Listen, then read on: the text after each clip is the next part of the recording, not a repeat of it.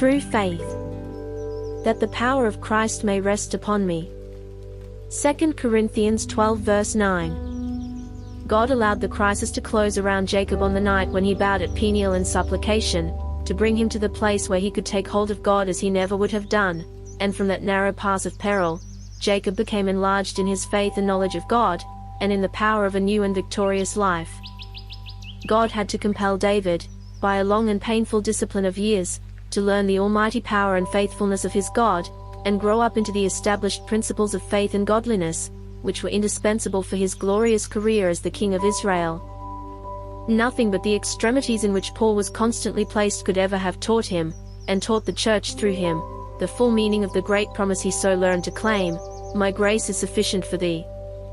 And nothing but our trials and perils would ever have led some of us to know him as we do, to trust him as we have, and to draw from him the measures of grace which our very extremities made indispensable. Difficulties and obstacles are God's challenges to faith.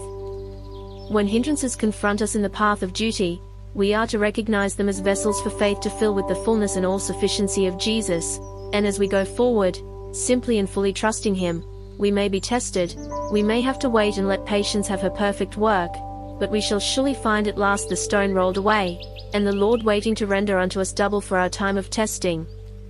A. B. Simpson.